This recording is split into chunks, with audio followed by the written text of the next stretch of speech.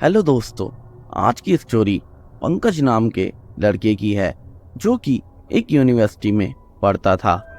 पंकज एक नॉर्मल सा लड़का था जो कि बिहार में एक छोटे से गांव में रहा करता था। वो अपनी पढ़ाई अच्छे से करने के लिए एक यूनिवर्सिटी में एडमिशन ले लेता है जो कि शहर में होता है, और इतना ही नहीं, वो एक दूसरी स्टेट में भी होता है। उसने वहाँ एडमिशन लेकर वहीं पर हॉस्टल में रहने का इरादा कर लिया होता है, क्योंकि वो अपने घर से पहली बार कहीं बाहर जा रहा था, तो उसे वहाँ की ज़्यादा जानकारी नहीं थी। अपनी फैमिली को छोड़ के दूर शहर में रहना उसके लिए थोड़ा अजीब सा था, और वो ये सब चीज़ पहली बार एक्सपीरियंस कर रहा था, क्योंकि वो फैमिली को छोड़कर नहीं जाना चाहता था।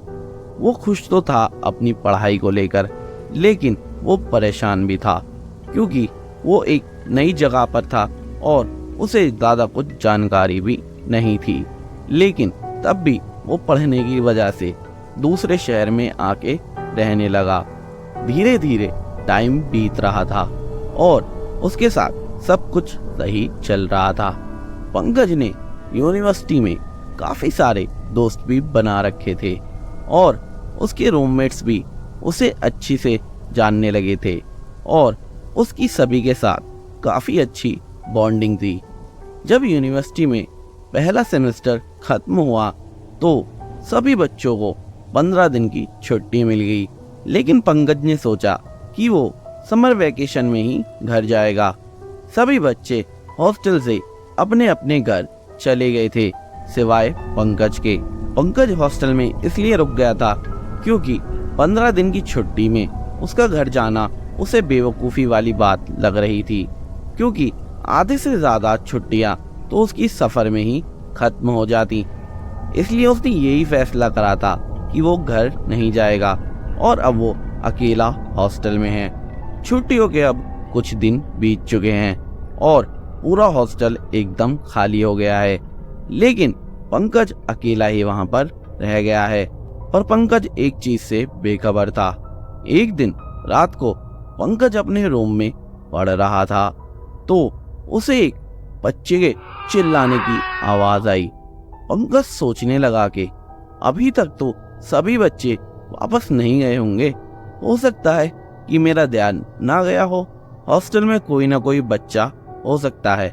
पंकज अनजान था कि वो हॉस्टल में अकेला ही है, लेकिन उसे लगा कि शायद वो अकेला नहीं है, और उस रात वो अपनी पढ़ाई पूरी करके अपने बेड पर सोने के लिए चला गया। और रात के 12 बज चुके थे, तभी अचानक से किसी ने उसके रूम के डोर को नॉक किया, और जब उसने उठ के चेक किया तो वहां उसे दूर दूर तक कोई भी नहीं दिखा था। उसने अपने डोर को लॉक कर लिया था। फिर से वो अपने बेड पर जाके सो गया था।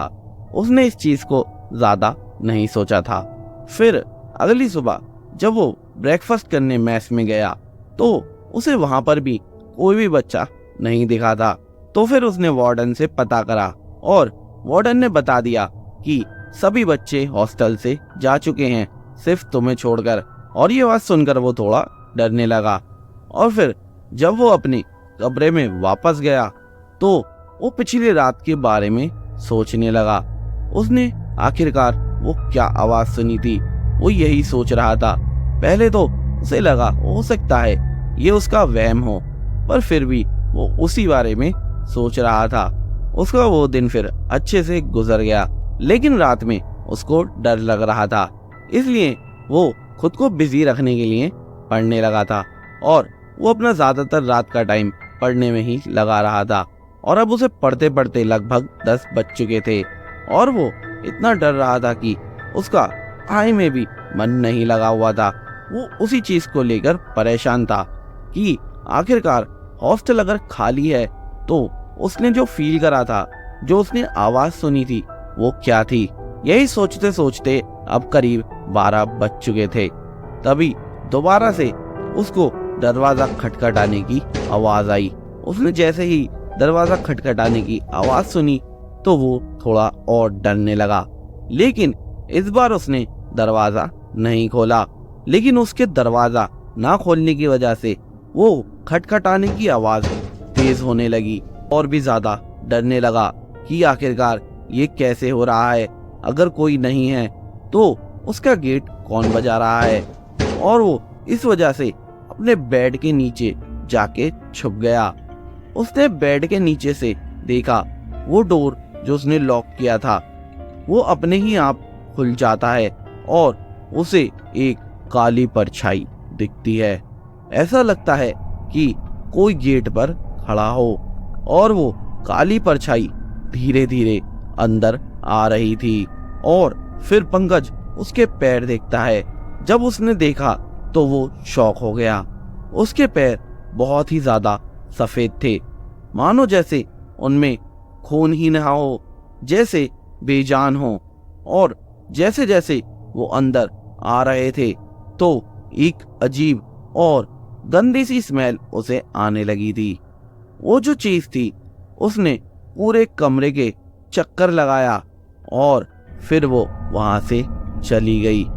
कुछ देर बाद पंकज बेड के नीचे से बाहर आया और उसने जल्दी से अपना गेट बंद कर लिया। और वो उस टाइम काफी ज्यादा डरा हुआ था और कांप भी रहा था। फिर वो अपनी स्टडी टेबल पर जाके बैठ गया। वो बहुत ज्यादा डर गया था और फिर उसकी नजर एक ऐसी चीज पर गई जिसे देख के उसके रोंगटे खड़े हो गए और वो वहीं पर बेहोश हो गया।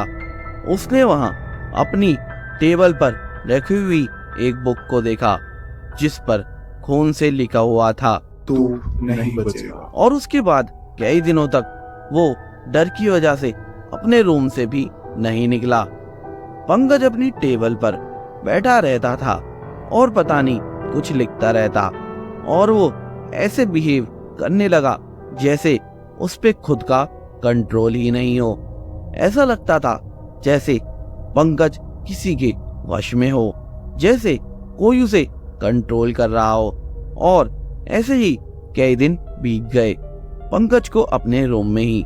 और एक दिन वार्डन को शक हुआ कि आखिरकार पंकज कहाँ पर है, काफी दिनों से अपने रूम से क्यों नहीं निकल रहा है और वो यहाँ तक कि ब्रेकफास्ट और डिनर करने के लिए भी मेस में नहीं आ रहा है। तो वार्डन उसके रूम पर गया और वार्डन ने देखा कि रूम तो बाहर से लॉक है। वार्डन सोच में पड़ गया कि ये दरवाजा बाहर से बंद क्यों है। तो वार्डन ने दरवाजा खोलने की कोशिश करी। जब उसने दरवाजा खोला तो उसने कुछ ऐसा देखा कि उसके लिए वो नजारा देखना असंभव सा हो।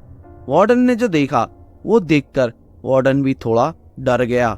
उसने देखा कि पंकज खून में लथपथ होकर जमीन पर पड़ा हुआ है और उसने अपने हाथों की नसें भी काट ली हैं और हाथों की उंगलियां भी काट ली हैं। और उसने देखा कि पंकज के शरीर पर खरोच के निशान थे। देखने से ऐसा लग रहा था कि किसी ने पंकज को बड़ी ही बेरहमी से मार डाला हो। वार्डन जैसे ही पंकज के पास गया तो वार्डन को उसके पैरों में पड़ी एक डायरी मिली और उस पर कुछ ऐसा लिखा हुआ था कि जब वार्डन ने वो चीज पढ़ी तो वार्डन के होश उड़ गए। उस डायरी पर लिखा हुआ था, इस हॉस्टल में रहने वाले हर बच्चे को मैं मार डालूंगा। अक्षय सिंह। अक्षय सिंह उसी हॉस्टल में रहने वाला एक स्टूडेंट था जिसने 6 महीने पहले अपनी जान दे दी थी, वो भी अपने सीनियर्स की रैगिंग के चलते हुए। और वो एक शैतानी आत्मा बन चुका था। पंकज की मौत से ये चर्चा पूरे हॉस्टल में फैल गई कि आखिरकार पंकज के साथ क्या हुआ था। और यही अक्षय सिंह की बात भी फैल गई कि अक्षय सिंह की आत्मा हॉस्टल में घूम रही है। इसलिए उस दिन के बाद से वो हॉस्टल बंद कर दिया गया और उसमें आज भी वो आत्मा कहीं ना कहीं भटक रही है।